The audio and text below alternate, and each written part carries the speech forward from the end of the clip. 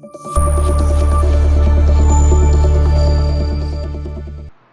કેમ છો વિદ્યાર્થી મિત્રો? આજે આપણે જોવાના છીએ ધોરણ 7 ચેપ્ટર બીજું અપૂર્ણાંક અને દશાંશ સંખ્યાઓ સ્વાધ્યાય 2.2 નો દાખલા નંબર પહેલો. અને એ પહેલા તમે જો આના આગળના ચેપ્ટર અને 2.1 ની વિડિયો ન જોઈ હોય તો અમારી ચેનલ પર જઈને જોઈ લેવો. દાખલા નંબર 1 માં એવું કહ્યું છે કે શોધો દરેકના 1/4 શોધવાના છે. અહીંયા આપણે પહેલું આપ્યું છે, અહીંયા બીજું. પહેલામાં 1/4 છે ને બીજામાં 1/7. તો પહેલાનું એ એવું કહે છે કે 1/4 ના 1/4 શોધવાના છે. તો અહીંયા આપણે શોધી લઈએ. અહીંયા આપણે લખીએ અહીંયા ઉપર લખીએ 1/4 ગુણ્યા 1/4. હવે અહીંયા છેદાંશ કશું ઉડાડતું નથી, તો અહીંયા આપણે સાદો ગુણાકાર 1 × 1 ચોકે 16 આવી ગયો આપણો જવાબ. હવે બી માં એવું કહ્યું છે કે 3/5 ના 1/4 શોધવાનો છે. તો 3/5 ગુણ્યા 1/4. હવે અહીંયા પણ કોઈ ભાગ ઉડતા નથી, તો 3 × 1 = 3 ને 5 × 20 આવી ગયો આપણો જવાબ. આટલું સિમ્પલ જ છે. હવે અહીંયા સી માં એવું કહ્યું છે કે 4/3 શોધવાના છે. તો અહીંયા લખી લઈએ 4/3 એને ગુણ્યા 1/4. 4 × 4 ન કરતા અહીંયા તમને કશું દેખાય છે? 4 અને 4 કેન્સલ થશે. હવે તમે એવું ના સમજતા કે 1 કરીને અહીંયા આપણો જવાબ આવી ગયો 3. આ જવાબ ખોટો છે, પરંતુ અહીંયા અંશમાં વધ્યા છે 1, છેદમાં વધ્યા છે 3, તો આપણો જવાબ આવે 1/3. હવે બીજામાં એવું કહ્યું છે કે દરેકના 1/7 શોધવાના છે. તો અહીંયા લખી લઈએ 2/9. એમાં 2/9 આપ્યા છે અને ગુણ્યા 1/7. 1/7. હવે આનો તો કોઈ ભાગ ઉડતા નથી, તો અહીંયા આપણે સાદો ગુણાકાર કરી દઈશું. 2 × 1 = 2, 9 × 7 = 63. અહીંયા બી માં 6/5 આપ્યા છે, તો અહીંયા લખી લઈએ 6/5 એને ગુણ્યા 1/4. અહીંયા આપણે 7 જ છે, 7 ને સરખા લખી લઈએ. અહીંયા આપણે ભૂલમાંથી 4 લખ્યા છે, અહીંયા 7 આવશે. 6 × 6 અહીંયા પણ કોઈ ભાગ નથી ઉડતા, તો 6 × 6 ને 5 × 7 = 35. તો અહીંયા થઈ ગયા 35. હવે સી માં એવું કહ્યું છે કે 3/10 શોધવાના છે. તો 3/10 એને ગુણ્યા 1/7. અહીંયા પણ કોઈ ભાગ નથી ઉડતા, તો અહીંયા આપણે ડાયરેક્ટ ગુણાકાર કરી લઈશું. 3 × 1 = 3, 10 × 7 = 70. તો આ દાખલા તમારી નોંધપોથીમાં કે નોટબુકમાં લખી લો. તો વિદ્યાર્થી મિત્રો, હવે જોઈએ આપણે દાખલા નંબર બીજો. અહીંયા આપણે લખી લઈશું દાખલા નંબર બીજો પણ જોવાનો છે. દાખલા નંબર બીજો જે દાખલા નંબર બીજો. તો દાખલા નંબર 2 માં એવું કહ્યું છે કે ગુણાકાર કરો અને અતિ સંક્ષિપ્ત સ્વરૂપમાં દર્શાવો. જો શક્ય હોય તો I થી VII. અહીંયા આપણને બધા દાખલા આપી દીધા છે. તો પહેલામાં એવું કહ્યું છે કે 2/3 ગુણ્યા 2.2/3 આપ્યા છે. તો આપણે પહેલા લખી લઈએ 2/3. હવે આ મિશ્રમાંથી હવે સાદામાં ફેરવવા પડશે. તો 3 × 2 = 6 ને 2 = 8, 8/3. આ થઈ ગયું. હવે અહીંયા તો કોઈ ભાગ ઉડતા નથી, તો અહીંયા આપણને ડાયરેક્ટ ગુણાકાર કરી લઈશું. 8 × 8 = 8 × 2 = 16. અહીંયા થઈ ગયા 16 એને છેદમાં 3 તરીને 9. હવે આને મિશ્રમાં ફેરવી દઈએ. 16 / 9, 9 × 9 = 9 × 2 = 18 થઈ જાય. તો 9 × 1 = 9. હવે 16 માંથી 9 જાય તો 10, 11, 12, 13, 14, 15 અને 16. તો અહીંયા વધશે 7. તો આપણને મળી ગયા 1.7/9. 1.7/9. હવે જોઈએ બીજું. બીજામાં એવું કહ્યું છે કે 2/7 ગુણ્યા 7/9. તો અહીંયા તો આપણને સાદામાં જ આપ્યા છે, તો અહીંયા લખી દઈએ 2/7 ગુણ્યા 7/9. હવે ભાગ આમ છેદ અંશમાં હોતા હોય તો ઉડાડી દેવાનો. તો 7 અને 7 કેન્સલ થઈ જશે. તો આપણી પાસે વધ્યા 2/9. તો આ આપણો આવી ગયો જવાબ. હવે ત્રીજું છે. ત્રીજું પણ આપણને સાદામાં જ આપ્યું છે.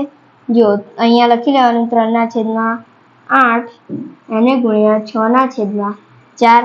આ આપણને આપી દીધું છે. અહીંયા કોઈ ભાગ ઉડતા નથી, કોઈ નહીં. જો અહીંયા ઉડે છે 2 × 6 અને અહીંયા પણ કરી શકાય. 2 × 4 પણ આપણે અહીંયા કરીશું. 2 × 8. તો અહીંયા 2 અને 2 કેન્સલ થઈ જશે. તો ઉપર વધ્યા 3 × 9 અને નીચે વધ્યા. આપણે આને સરખું લખી લઈએ ને, તો અહીંયા આપણે 8ના ભાગ પડી ગયા છે, તો તેને આને કટ કરી દેવાના છે. તો ઉપર વધ્યા 3 × 9 અને નીચે વધ્યા ચોકે 16. તો આ આવી ગયો આપણો જવાબ. હવે ચોથામાં દાખલામાં એવું કહ્યું છે 9/5 ગુણ્યા 3/5. તો અહીંયા લખી લઈએ 9/5 ગુણ્યા 3/5. હવે આના પણ કોઈ ભાગ નથી ઉડતા તો અહીંયા 9 તારીખ 24, 9 9 18, 9 27, સોરી 9 તારીખ 27, 5 5 25. તો હવે આપણે કેવું કરવાનું હોય છે, જ્યારે પણ અંશ મોટો હોય છે ને ત્યારે આપણે તેને મિશ્ર અપૂર્ણાંકમાં ફેરવવાનું હોય છે. જો અહીંયા અંશ મોટો હતો તો મિશ્ર અપૂર્ણાંકમાં ફેરવ્યા, અહીંયા અંશ નાનો હતો તો તેને નહીં ફેરવ્યા, અહીંયા પણ અંશ નાનો હતો તો તેને પણ નથી ફેરવ્યા, પરંતુ અહીંયા અંશ મોટો છે તો તેને ફેરવવા પડશે. તો 27/25 મિશ્ર અપૂર્ણાંકમાં ફેરવવા માટે ભાગાકાર કરવો પડે. તો 25 એકા 25 અને 25 દુ 50 થઈ જશે. 25 એકા 25. હવે 27 માંથી 25 જાય તો રહેશે 2. તો આપણને મળી ગયું 1.2/25. 1.2/25. આ થઈ ગયો આપણો જવાબ. અંશ મોટો હોય ને આને કહેવાય છે અંશ, અને નીચે હોય છે તેને કહેવાય છે છેદ. જે ઉપર હોય તેને અંશ કહેવાય અને નીચે હોય તેને છેદ કહેવાય છે. તો હવે જોઈએ પાંચમામાં એવું કહ્યું છે કે 1/3 ગુણ્યા 15/8. તો અહીંયા લખી લઈએ 1/3 ગુણ્યા 15/8. અહીંયા કંઈક ભાગ ઉડે છે. જો 3 પંચા 15, 3 પંચા 15, સોરી 5 નહીં, 3 કેન્સલ થશે, 3 અને 3 કેન્સલ થઈ જશે. ઉપર વધ્યા 5 એકા 5, 5 એકા 5 અને નીચે વધ્યા 8. હવે અહીંયા જુઓ અંશ મોટો છે, સોરી અંશ નાનો છે તો તેને આપણે મિશ્ર અપૂર્ણાંકમાં ફેરવવાનો નથી. અહીંયા અંશ મોટો હતો તો તેને આપણે મિશ્ર અપૂર્ણાંકમાં ફેરવવાનો. તો અહીંયા આપણે લખી લઈએ, તમે લખી લેજો તમને યાદ રહે. તો અંશ મોટો હોય તો મિશ્ર અપૂર્ણાંકમાં ફેરવાય. આ થઈ ગયું. તમારે લખવું હોય તો લખી શકાય, પરંતુ આ નિયમ આપણને આગળના દાખલામાં લાગુ નહીં પડે. આ તો આટલા નાના દાખલામાં જ લાગુ પડશે. ત્યારે અંશ મોટો હશે પરંતુ તેને મિશ્ર અપૂર્ણાંકમાં નહીં ફેરવવાનું આવે. તો એ આપણે આગળના દાખલામાં જોઈશું જ્યારે આવશે ત્યારે. તો અહીંયા આપણે ભાગ ઉડી ગયા છે. અહીંયા આપણો જવાબ આવી ગયો 5/8. હવે અહીંયા સાતમા દાખલામાં એવું કહ્યું છે કે 11/2 ગુણ્યા 3/10. તો 11/2 ગુણ્યા 3/10 આવી ગયા.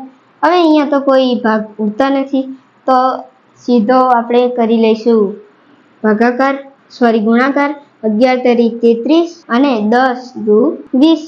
હવે અહીંયા અંશ મોટો છે તો તેને આપણે મિશ્ર અપૂર્ણાંકમાં ફેરવવો પડશે. તો 33 એને ભાગ્યા 20, 20 એકા 20, 20 દુ 40 થઈ જશે. તો 20 એકા 20.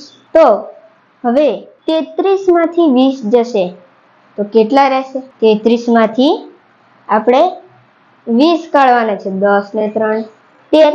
તો અહીંયા રહેશે આપણે 13. હવે આવું ના આવડે તો 3 માંથી 0 જાય તો 3 માંથી 0 જાય તો 3 ના 3, 3 માંથી 2 જાય તો રહેશે 1. એવું કરી લેવાનું. તો અહીંયા આપણને મળી ગયું 1.13/20. 1.13/20. હવે જોઈએ સાતમામાં એવું કહ્યું છે કે 4/5 ગુણ્યા 12/7. તો અહીંયા આપણે લખી લઈએ 4/5 ગુણ્યા 12/7.